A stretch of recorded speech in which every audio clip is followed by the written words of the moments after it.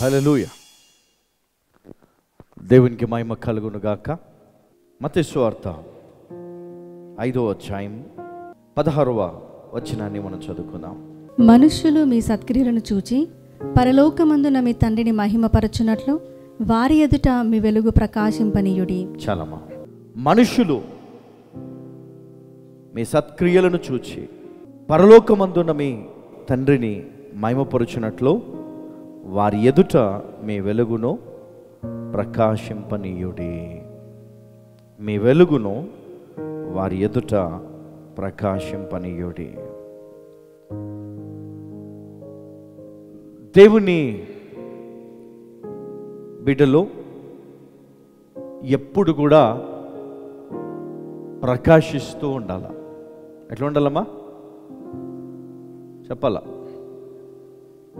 కొన్ని రోజులు వెలిగి కొన్ని రోజులు ఆఫ్ అయిపోతారా? కొంతమందిని చూస్తాను, కొన్ని రోజులు ఉద్యమంలో బాగా ప్రార్థనలు చేస్తారు.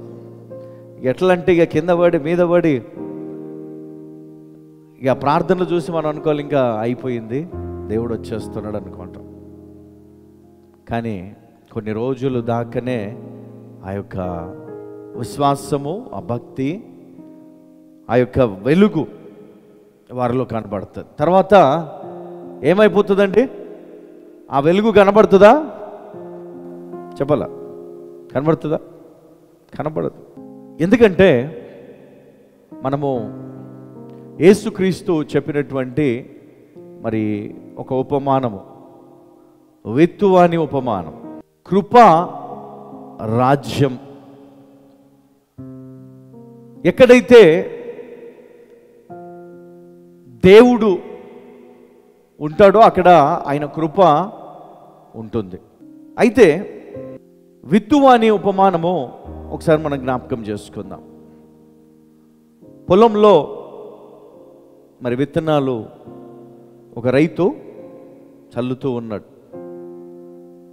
కొన్ని విత్తనాలు ఎక్కడ పడ్డాయంటే మంచి నేలపైన పడ్డాయి. మరికొన్ని విత్తనాలు వెళ్ళి ముళ్ళ పొదల్లో పడ్డాయి, కొన్ని రాళ్ళ పైన పడ్డాయి, మరికొన్నేమో ఇంకెక్కడ పడ్డాయమ్మా? అయితే దేవుని వాక్యము విత్తబడుతూ ఉంది. మంచి నేలగా ఎవరైతే ఉన్నారో వారి జీవితంలో ఆ విత్తనాలు పడ్డప్పుడు, ఆ వాక్యం పడ్డప్పుడు, ఆ వాక్యము చేత వారు బలపడి ఆ వెలుగు వారిలో నుండి ప్రకాశించడం మొదలుపెట్టి ఆ వెలుగు లోకానికి వెలుగునిస్తుంది. యేసుక్రీస్తు అన్నాడు, నేను ఈ లోకానికి ఏమై ఉన్నాను? వెలుగై ఉన్నా. కాబట్టి దేవుని పిల్లలు ఏమై ఉన్నారు? ఏమై ఉండాలి? వెలుగై ఉండాలి. అంటే ఎప్పుడు కూడా ప్రకాశిస్తూ ఉండాలి. వెలుగు వారి జీవితంలో ఎప్పుడు కూడా ఉండాలి. అయితే దుష్టుడు వచ్చి మరి మన జీవితంలో విత్తబడినటువంటి వాక్యాన్ని ఎత్తుకొని పోయినప్పుడు ఏం జరుగుతుందంటే ఆ వాక్యానికి ఉన్నటువంటి ఆ అభిషేకం ఏదైతే ఉందో అది మన లోపల నుంచి వెళ్ళిపోతుంది. ఈ వాక్యము మీ పాదములకు ఏమై ఉన్నది? దీపమై ఉన్నది. అంటే మీ మార్గము చీకటి మార్గమై ఉన్నప్పుడు దేవుని వాక్యము గనక మీ జీవితంలో ఉంటే అది మీ పాదాలకు ఏం చూపిస్తుంది? వెలుగు. మీరు చీకటిలో నడవరు, వెలుగులో నడుస్తారు. మీరు ఎప్పుడైతే వెలుగులో నడుస్తారో ఆ వెలుగు మీ జీవితంలో కనబడుతుంది, మీరు ప్రకాశిస్తారు. కాబట్టి ఇక్కడ మనం చూస్తూ ఉన్నాం 16వ వచనంలో, మత్తయి సువార్త 5:16 ఏమన్నాడు? మనుషులు మీ సత్క్రియలను చూచి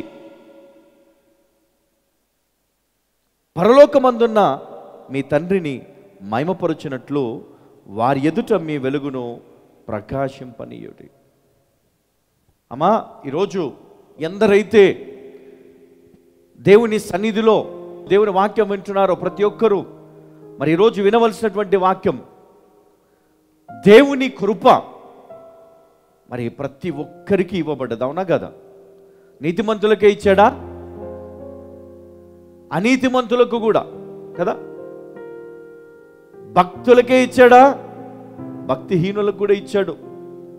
ఒకప్పుడు భక్తిహీనులు శిక్షకు పాత్రులు, కానీ యేసయ్య వచ్చాక ఆయన కృప ఇవ్వబడిన తర్వాత ఆ కృప ద్వారా ఎవరైతే పాపులు ఉన్నారో వారు దేవుని ప్రేమను తెలుసుకొని రక్షణ పొందితే వారికి దేవుడు మరి ఆ వెలుగును ఉచితంగా దేవుడు వారికి ఇచ్చాడు.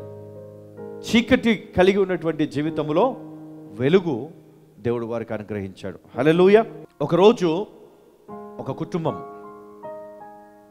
చాలా ధనిక కుటుంబం, వాళ్ళకి ఒక బోట్, చాలా కాస్ట్లీ బోట్ ఒకటి వారు చేయించుకున్నారు. అయితే వారు ఒకరోజు వారు ఏం చేశారంటే ఆ బోట్ తీసుకొని వారు ఒక ఐలాండ్కి వెళ్ళారు. అక్కడ బస చేశారు. చాలా హ్యాపీగా సమయాన్ని గడిపారు. ఉన్నట్టుండి ఏం జరిగిందంటే కొన్ని సమస్యలు అక్కడ ఎదురైనాయి వాళ్ళకి. అక్కడ నుంచి అర్ధరాత్రి వారు ప్రయాణమై తిరిగి వారి ప్రదేశానికి వెళ్ళాలి. పగలైతేనేమో వారు వెళ్ళడానికి అన్నీ కూడా సౌకర్యంగా ఉంటాయి, కానీ రాత్రి వేళ ఆ చీకటిలో ప్రయాణం చేయాలి. ప్రయాణమే వెళ్తూ ఉన్నారు.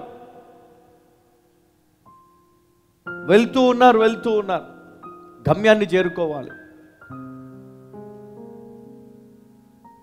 ఉన్నట్టుండి ఆ తీరాన ఈ లైట్ హౌస్లో మరి కొన్ని కారణాల వల్ల లైట్ అనేది వెలగలేదు. ఇంకా వారు ఆ లైట్ హౌస్ కోసము తిరుగుతూనే ఉన్నారు. అదేవిధంగా దేవుని పిల్లలు కూడా ఎట్లా ఉండాలి? ఈ లైట్ హౌస్ లాగా, ఈ రన్వే లాగా ఉండాలి. హల్లెలూయా. అప్పుడే దేవుని బలమైనటువంటి కాపుదల అక్కడ ఉంటుంది. హల్లెలూయా. ఇప్పుడు ఈ లైట్ హౌస్, ఈ రన్వే, ఈ రెండు కూడా ఏముంది అక్కడ? లైట్ ఉంది అక్కడ. దాన్ని బట్టే ఆ బోట్ కానీ ఈ ఫ్లైట్స్ కానీ అక్కడ ల్యాండ్ అవుతాయి. మరి అదేవిధంగా మన జీవితంలో కూడా మరి దేవుని పిల్లలు కూడా ఎట్లా ఉండాలి అంటే ఎప్పుడు కూడా వెలుగుతూ ఉండాలి. మనం ఇతరులకు మార్గమై ఉండాలి. మనని చూచి వాళ్ళు నేర్చుకోవాలి. అరే పలానా వ్యక్తి నిజంగా దేవుని కుమారుడే, దేవుని యందు భయభక్తులు కలిగినటువంటి వ్యక్తి, దేవుని ప్రేమ కలిగినటువంటి వ్యక్తి, ఎంతో విశ్వాసం కలిగినటువంటి వ్యక్తి. అలాంటి వ్యక్తులు మన మధ్యలో ఉండాలి. అలాంటి వ్యక్తులు మన జీవితంలో ఉండాలి. హల్లెలూయా.